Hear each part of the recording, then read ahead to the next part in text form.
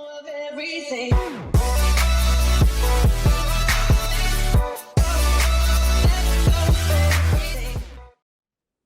Hello everyone, Zikor here, and today I'm gonna be bringing you guys the Q&A answers video after such a long time. The first Q&A questions video was like 3 months ago, and again I want to apologize to the people who left their questions on that first video because it's been so long since I asked for you guys' question. I still haven't answered them, but today I'm gonna finally answer them. So also I wanted to apologize for the gameplay in the background because I know that some of you guys at least are bored of most of my videos being FFA only, or like me playing on the motel map, FFA. And the reason why the gameplays in this video are from that is because they were just gameplays that I had left over and I hadn't uploaded.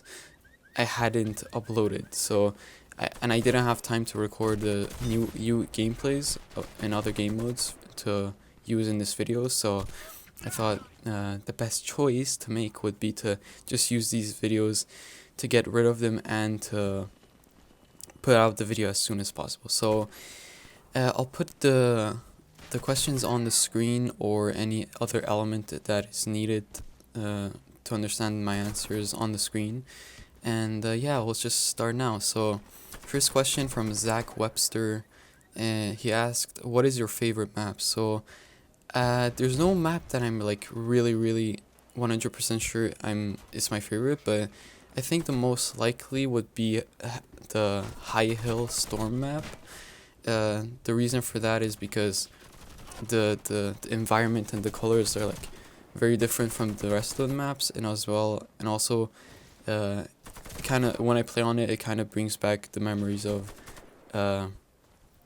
long time ago, like 2-3 years ago when I played Warface back then.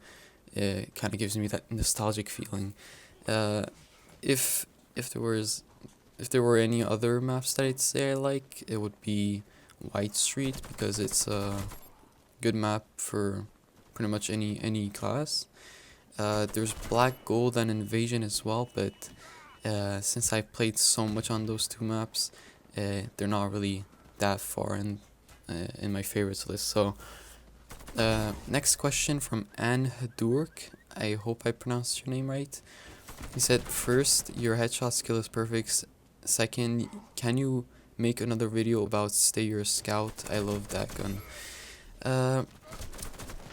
First of all, thank you very much. I appreciate the compliment. And second of all, sure, I'll see what I can do, but now that I've gotten the TWM XT rate, it's gonna be a hard task to complete. Okay, third question. Who is your favorite YouTuber / gamer? So when you say gamer, I don't know if you want, like, you're talking about like professional gamers who like play professionally, like in ESL and stuff. If that's what you're talking about, I have none. Like I don't watch competitive scene in games. I don't give a shit. But my favorite YouTuber is actually they're kind of like in a group of YouTubers. They're called the Oxcast. They used to do like only Minecraft videos, and back when 3 years ago, back when I only, no, like 4 or 5 years ago, back when I only played Minecraft, that's the thing they uploaded the most. But nowadays they upload like pretty much any game. Like they upload GTA, they upload like indie games, they upload like everything and everything. So their videos are really funny, entertaining, and yeah, I really think like and they never stop uploading. They're like the most active YouTubers ever, and their videos are just really entertaining. So I consider them my favorite YouTuber. If you wondering which one of the members, the main, like the top member or the top two members, who are Lewis and Simon, those two are my favorites. So yeah, and other than that, there's also H3H3 and Niga Higa, whose videos I enjoyed a lot because H3H3's videos are like really funny most of the time, which is a good thing. And Nigahiga's videos are funny as well, but most of the time they're really original and well made. So it's fresh content every time he uploads, and like the videos stand out and it's entertaining to watch them. Fourth question, who are you going to vote for? So this, keep in mind, this was asked 3 months ago before Donald Trump was elected, and it was asked by Shupersap. I hope I pronounced your name right. For those of you who don't know yet, I live in Canada. I'm a Canadian citizen, so I can't vote. I couldn't have voted, but if I was going to vote, it definitely wouldn't have been for Trump, that's for sure. And from the knowledge I have, based on my humanities courses in college, and keep in mind, I didn't do much research. I'm just basing myself off the information I got from my teacher, who she was a person who was like really focused on the elections in the United States, and she did a lot of research and everything. She said that besides Hillary and Trump, the other candidates were pretty much like dumbasses who didn't know what they're saying. Like one of them, I think there was like a meme about him because in an interview they asked him, what do you think about the situation with Aleppo, which is a city in Syria, and he straight up asked, what's Aleppo? And another one is like anti-vaccine. He thinks like, he or she, I don't remember, thinks that vaccines cause autism. So they're not safe options to go with. So considering Donald Trump's radical opinions on some subjects, I would go, if I could vote, with Hillary. And that's not saying because Hillary is good. That's just saying because she's... Sorry for that. That's just saying because... That's just choice because she's less bad than the other candidates. She's not good. Keep that in mind. I'm not a Hillary fan or anything. The safest option to go is. I'm not going to continue more on that. I don't want this to become like a political debate. So, next up, Tutor Costi asks, what's your name? Why don't you play on EU anymore? Did you think about playing in ESL? So, first off, about my name, sorry guys, unfortunately, I don't want to share my name. That's gonna be personal information that I'm gonna keep to myself, and I hope you can respect that, and that doesn't offend you or anything. It's nothing personal, I just prefer keeping it to myself. So that's for that. Why don't you play on EU anymore? This was asked 3 months ago, back when I was back during my school days, so when I had college. And the reason for that is obviously because of my studies. It takes a lot of time up, and I didn't have much time to play Warface at all, let alone leave my main server where I have basically everything that I need or want, well, mostly, and go to EU where I have nothing. So when during like vacation or summer, I'm gonna play on EU a lot more for sure. And lastly, did you think about playing in ESL? So the thing about that is that first off, the game, like there's two reasons why I would never play in competitively in Warface. So first off is because the game is super broken, it's super like shitty, and like in a competitive scene where everything is super serious and the only aim is to win, I don't think I'll be able to put up with the bullshit of the game, like the headshot tanks and the teleports and everything like that. So that's that. And also I don't want to try hard. Like, I'm not that kind of a person. I don't like to compete with others. And I guess third reason is because I just don't think I'm good enough to compete. Well, that's my opinion. I don't think I'm good enough to go against the other players that are in the competitive scene, at least at the moment. And something that ties into that is that these competitive matches are all in the PTB. So, and PTB isn't my main game mode, and I'm not really used to it and familiar with PTB. So I still don't have enough experience to play competitively in Warface. If all the three stuff or four stuff that I said, the four conditions that I said weren't didn't exist, I would maybe try to play ESL. Can also, like, why wouldn't I? There's a prize for it, like 1,000 free credits, so wouldn't want that. But yeah, okay, so the next question is from Rodrigo Gomensoro, and he asks, what do you think about the pay to win, in parentheses, I mean at Warface XD? So I could talk about this question or this topic for like a whole like hour or so and try to convince you guys, but I don't want to put too much time into it in this Q&A. So the brief answer is yes, Warface is pay to win. It's very clearly pay to win, and I'm gonna explain a little bit. But like I said, I'm not gonna go in detail. So first of all, pay to win doesn't mean that a game isn't only pay to win when some guns are only available for credits or real money.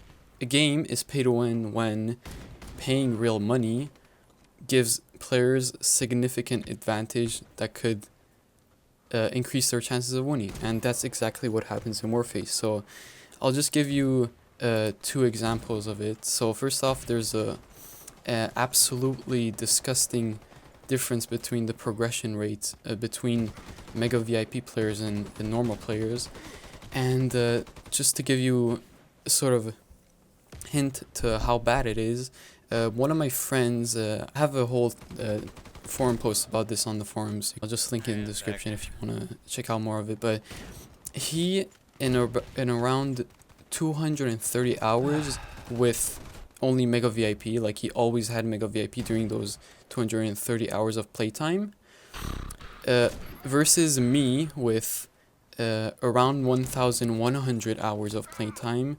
Like if we compare his account to my account, he has around 4 times less hours than me, but he had Mega VIP and I didn't. Okay, so if we look at what he had basically every single gun in the game. Okay, he had every single gun in the game, but 4 times less playtime than me, while me, I had 1,100 hours into the game, but there's like most of the random box weapons, I didn't have them. He had the gold, he had like all the gold guns. That's how unbalanced the progression rate in this game is. And before you go ahead and say like, oh, but you can still beat people with the FY 103 if you're good enough, that doesn't justify the massive difference between the two states, like Mega VIP and normal. Oh, did you go AFK? I would understand if the boost was like balanced and buying VIP or Mega VIP just makes stuff quicker, but at the current situation is that if you are a normal player, like without VIP or Mega VIP, you're progressing at like the speed of a snail, while somebody with VIP or Mega VIP is basically the same speed as a human who's walking or a human who's running. Like, you can't compare those two. There's way too much difference. And another example of, or another element that makes the game pay to win is obviously the auction house. So keep in mind that even before the auction house was introduced, the game was still pay to win because of the whole system that I talked about a few seconds ago with the progression rates. But with the auction house's introduction, now player that gets to level 13, exactly the moment he hits that rank, he can buy anything he wants directly in the auction house. So he can get the best gear in the game, and now you can even buy armor in there, like those Earthshaker helmets. So just imagine this scenario where I start an account and get to level 13 and I don't use VIP, so I might have like 10k, 20k Warface sellers and just a few vendor weapons unlocked. Okay, but this guy, as soon as he hits that rank, not only does he have way more money than me, but he will also be able to purchase basically the best guns in the game, because nowadays the guns that are being released in the boxes are just like, they're way above the guns that are in the vendors or in the shop directly. So it's clearly pay to win, and nobody, like, no argument is ever going to convince me that Warface isn't pay to win. I'll link what I have posted about this in the past in the description if you want to check out more about this, and I might make a video about it in the future to address it more in details, but that's all I'm gonna say for now. Warface is pay to win.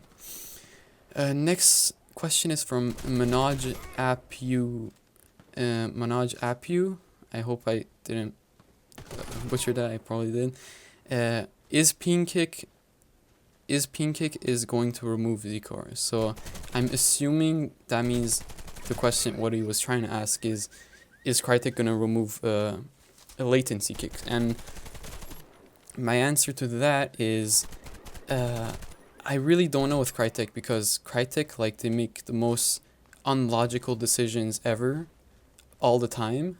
So on one hand, because like 80-90% of the players on NA are players from other regions of the world besides NA, so like from South America, China, and all that, because of latency kick, all these players are getting kicked, and a lot of them are going to quit the game. So that's a huge loss in profit. So if we look at it from that perspective, they will get rid of it. You could hope for such a thing, but on the other hand, if you look at it in the long run, I guess it's something that needs to stay in the game in order to bring the server back into NA, meaning that it's a feature that's necessary to make the game, make NA server actually NA server again.